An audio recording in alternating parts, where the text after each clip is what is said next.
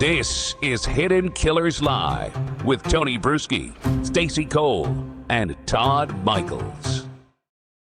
Let's move on to another case that we've been covering and watching for quite some time. It's turned into another maze of contradictions. We have a young woman missing for over a year, found decomposed and partially dismembered, allegedly, in the front trunk of a Tesla belonging to artist David, D4VD. We have early reporting talking about freezing and storage, and now the LAPD is trying to correct the record, saying her remains were not frozen when the car was opened. We have a sealed autopsy, a grand jury meeting behind closed doors, and still all these weeks later, nobody is in custody. So today, Jennifer Coffendaff, a retired FBI special agent, is joining us to break all of this down. When you saw just last week a grand jury has been convened, allegedly on this, what's your reaction to that? This is such a huge piece of information, and this is why. There are multiple ways to charge an individual: via complaint, via criminal information, and via indictment. They have chose to go, if you will, the indictment route. Now, just because you have a grand jury doesn't mean this grand jury, despite what everybody says about ham sandwiches, it doesn't mean that they're going to indict. Sometimes they issue a true bill, sometimes a no bill, and sometimes it's never even brought to that question. The prosecutor just themselves says, okay, I don't really have enough here. And they're never asked to answer the question whether they've committed a crime or not. These grand juries, although if this was a specially appointed grand jury, would only be hearing this case. But if it's hearing more cases, cases just keep coming in and keep coming in. They hear this bit for a half an hour and that bit for a half an hour. I don't know if people really understand how grand juries work. But nevertheless, the fact that they have decided to go the grand jury route and not go via a criminal complaint, that is big, or an information, considering that he's represented. So it tells me the strength of their case, they're letting the grand jury ferret that out. But do we know if this grand jury being convened has anything to do with potential charges against David? I mean, they could be against really anybody or anyone behind the scenes that we may know about or not know about as of right now. Could it not? I mean, David's name may not even be on their tongues when they're having these discussions.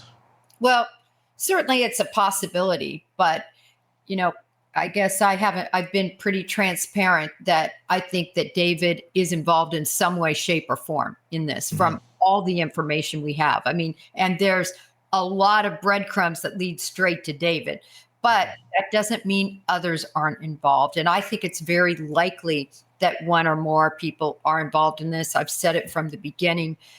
This is just too huge of a crime, just the dismemberment of a body for this little bitty 5'2" guy to perpetrate on his own that, barely touches grass. I mean, his whole life is behind an internet computer. Yeah.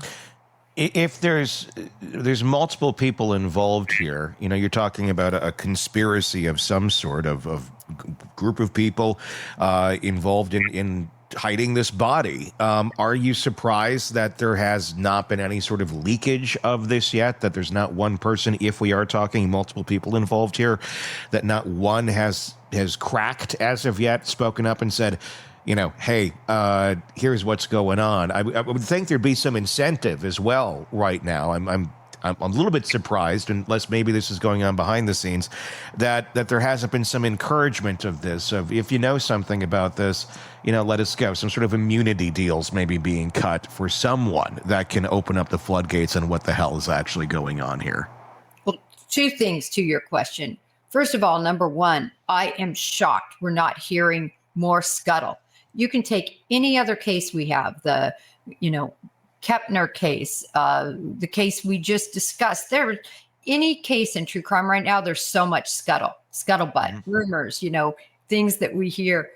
We are really hear very little on this case from his entourage, from his closest associates. And that to me is shocking if one of them is involved, unless one of them who is involved has lawyered up and is providing information to law enforcement and to this grand jury. I was just going to say that. I wonder if somebody is listening to counsel for the first time ever, or somebody's actually listening to their attorney when they say, keep your yap shut. And maybe they are. Well, David certainly is. Yeah. Yeah. Or is it not snitching? You know? That's another big deal. I will say this, in certain communities, like one of them is in the gang community. For instance, I know you all know about the Stockton, big shootout that took place, and, 4 dead. At least one was a child, maybe more. 11 others injured. It was just this huge gangland shooting, and 2 rappers, I think were involved in that. But nevertheless, I bring this up because at least last I looked, there's still no suspect. They're interviewing all these people, and it is so true. In working gangs, nobody knows anything. I'm telling you, they don't know. Oh, we didn't see that car. Oh, they walked in your front door without masks, and you didn't see. Nope, have no idea who they are. Can't describe it either. And that's because in the gang world, gangs take care of their own deals, right? The retaliation will follow because of this, big time. It's coming. But in this case, when you have this community of music, the music industry and the entertainment business, and this subculture of a guy who literally, per his own admissions, his life was sort of these people, on the internet and his, small entourage. Maybe they keep quiet like gang members. It makes you wonder, of keeping this secret quiet as to where it is, or is there more going on behind the scenes that we are just not aware of right now? That, I guess, time will tell on. The fact that the grand jury they had convened one last week, how far out do you think it's going to be before we see charges against somebody or something happening here in terms of legal action? Obviously, it's illegal to have a body in the trunk of your car. That right there is a crime. Doesn't mean that David killed her or anything like that, but you own the car and there's a body in it. Their charges would likely come at some point to some degree, I would think. Where do you think we are in anything like that taking place?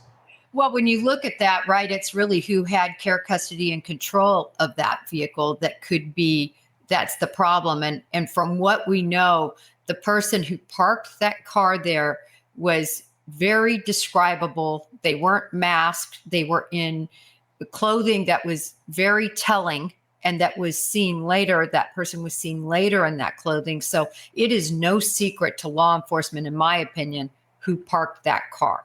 They know that. And so from that standpoint, it is riddle me this. Why hasn't that person, woman, female, we don't know, male, been brought in? And I would say we don't know that they haven't. And because just last week, all of that autopsy information. Do you remember this? It's kind of funny because I looked and I saw that all of a sudden we couldn't see any information. I don't know if you saw this, and I posted that on Twitter. I was like, all of a sudden we can't see the information. And I said, I bet you they've pulled that down and sealed that, because that does happen. Then all of a sudden they pulled it down and sealed it. And I only bring this up to say, if they sealed that, everything is on lockdown. In other words, if there is what we call an information filed, because say somebody is cooperating and they have an attorney involved and they filed what we call a criminal information, that's where people are actually cooperating. And it's just done attorney to the office, the DA to that attorney. If something like that was negotiated or was done, that's going to be so sealed up, so tight, we're going to have no idea it happened. Interesting. Yeah. We're also the medical examiner, that information. We have the LAPD saying this, the medical examiner saying this or not saying this. When it comes to other areas of this case, the frozen aspect of it, frozen versus not frozen. There's been a lot of confusion there. A lot of reporting last week coming out saying that inside sources said that the body had been frozen. LAPD saying the body was not frozen when we found it. I'm curious as to where you stand on this, because we were talking about this last week off the air. We were texting about this. I feel like both can exist simultaneously. When I first heard, the body was partially frozen, I didn't really think that they took it out of the frunk and it was still, crispy like a turkey. I thought, oh, there's signs that it had been frozen. Like if you froze a strawberry and then take that out, you are going to I can tell the difference between a fresh strawberry and a non-fresh one that's been frozen, even if they're both room temperature. It's just the crystallization and all that will expand and then will mess with the muscle and the tissue. Can the two be simultaneously true, where maybe she was frozen, but when she was found, obviously thawed out, was not at that moment? Is that really a contradictory thing that was reported, or is it just two people talking about two different moments in the history of that corpse? We did go back and forth about that because it made a lot of sense to me that if she really died sometime in the spring, which is what's being inferred here, and again, if we believe the PI, he said there's no pictures of her past the end of January or first, I think it's the first week of February. If you look at that, what did he do with that body, or what did they, whoever's involved in this, do with that body for that period of time? So it makes all the sense in the world to me that this body would have been frozen. Yeah. Something done to slow down decomposition, to until you decided what you're going to do to it. And you and I talked about this a long time ago as well. It makes no sense to me that you're keeping a body around this amount of time, unless it's something much more sinister for why you're keeping it around. Because you could throw it in the woods, you could throw it in the river, you could throw it in the ocean. There's a lot of places you can do. And if you're willing to cut up a body, which again, I thought it was very interesting. The medical examiner said she wasn't decapitated and she wasn't frozen, but said nothing about whether she was cut up, whether her limbs were removed or not. I thought that was a very interesting point that he, to me, purposefully did not make. And I got to tell you, Tony, these issues between the medical examiner's office and the law enforcement agency, the LAPD, really tease me off, because all of this gets in the way of justice for Celeste. It does. And the fact that they can't play in the sandbox together, there's so much wrong with that. I can't even say it. And TMZ doubled down, by the way, that the fingers were frozen and wrinkly, when you get out of pool and they're wrinkled up, and that the body was partially frozen when extracted. So they've doubled down on their claims. Do we know who their source was? No, but they say ME's office. Somebody quote close with me. So they don't have the law enforcement source. They have the ME source. So you have basically, you see this breakdown, which my understanding were there were issues. And let's face it, law enforcement and ME's offices have issues a lot. Look at the Greenberg case. Look at the Karen Reed case.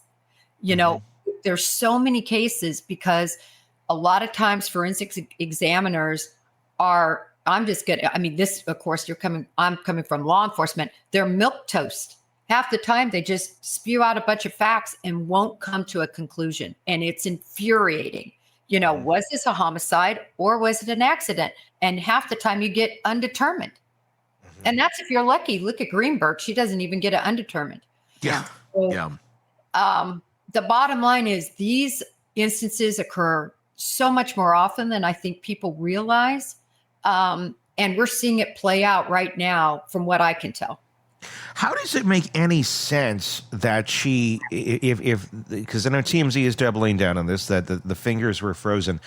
How? I mean, that would mean that the body was not in that trunk very long.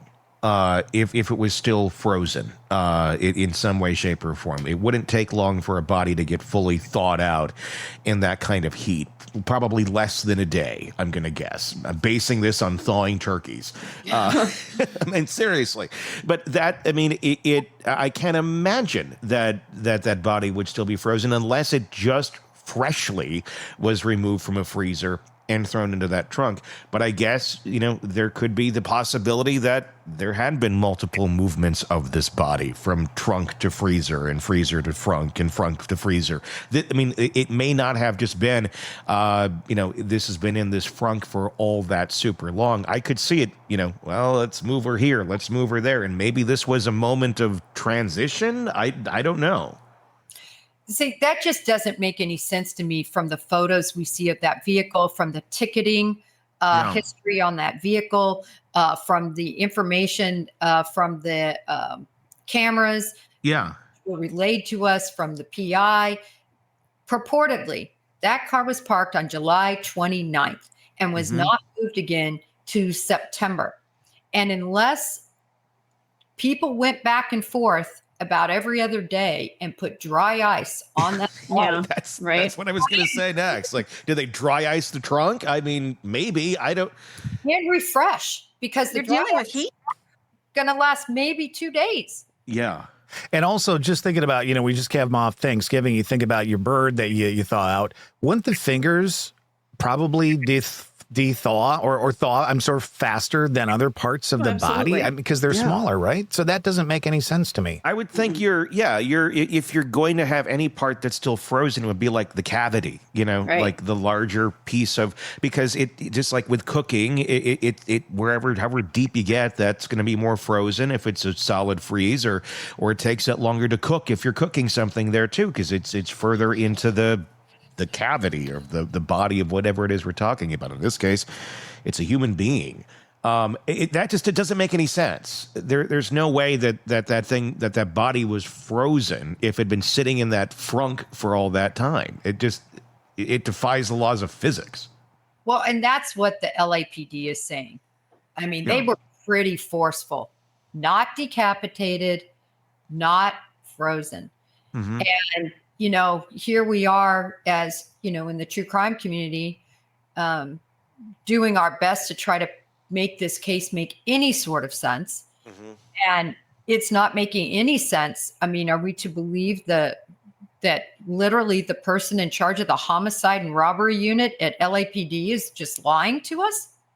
I mean, that's a flat out lie. It's in quotes at that. That is what he said. So either he's lying, or now, as you and I talked about this, Tony, we have a source that would have heard information from the ME's office, and then that source would have relayed it to TMZ, and then TMZ, and we all know what happens in the telephone game, even if it's just 2 layers. And he said he went back and double checked, and that source said unequivocally, I think he said he quadrupled doubled down, or so he said he quadrupled down that's the facts. My whole thing is, how important is it? Let's really think about this. Is it how important to the investigation, whether she was frozen, whether her fingers were wrinkled, or whether she wasn't? How important is that really?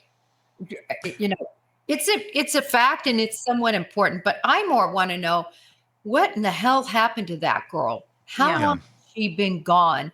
And was she murdered? Was this an accident and a cover-up? I tell you, I say it's foul play. I'm 1,000% sure. Nobody covers up an accident by dismembering somebody, because I still think she was dismembered. Yeah, I mean, and I think it speaks to the interpretation of the information of how, when you're playing the telephone game, that's why I think the two can coexist. I believe maybe someone said, it looks like there's signs that she was frozen, and somebody took that as she was frozen out of the trunk. Right. And no, maybe not, but there certainly would be signs. I don't know. I don't know how your fingers look after being frozen, thawed, and then in a trunk for weeks, if you'd still have that sort of, pruning going on. I have no idea how that works, but I would imagine that there's something to do with the interpretation of the information that is inaccurate. And how important is it? At the big picture of things, probably not super, but it does speak to the covering up of a crime, if that's indeed what was going on here. The intention, the intent to maintain this corpse out of sight, out of mind of anyone else that would realize you're calling a corpse around. But at the end, does it matter? Other than that aspect, probably not much. I just meant whether the finger, whether she had some signs of freezing when she was found, or whether she was just frozen throughout, prior to that. I all I can tell you is this, is the LAPD isn't going to make that determination. A doctor, that the pathologist is, the ME's office is the one that is going to say, she was frozen or she wasn't. It's not going to be the PD. No. Because they're not the pathologists, they're not the doctors. And so ultimately it's going to be what they say scientifically. But I still say, Tony, that body has got to go to a forensic anthropologist. I would think it's already there. Yeah. I'd hope so. See the transfer. Yeah. That's just what you do. That will be very telling once that information finally does come out, as we continue to wait and find out what those experts have to say. With everything being sealed right now, it may be some time, but who knows? There's a lot to this case and a lot of moving parts that keep changing by the day. We'll wrap that up there. Jennifer Coffindaffer, retired FBI special agent. As always, thank you so much for coming on and giving us your insights into these very confusing cases. Your comments, we'd love to hear them. Go ahead, leave them on YouTube. Just search Hidden Killers with Tony Bruschi. That's where you'll find us, and you can weigh in on any of these cases. Be sure to press subscribe while you are there as well. Until next time, for Jennifer, Stacy, and Todd, I'm Tony Bruschi. We'll talk again real soon. Want more on this case and others? Then press subscribe now and don't miss a moment of true crime coverage from Tony Bruschi and the Hidden Killers podcast.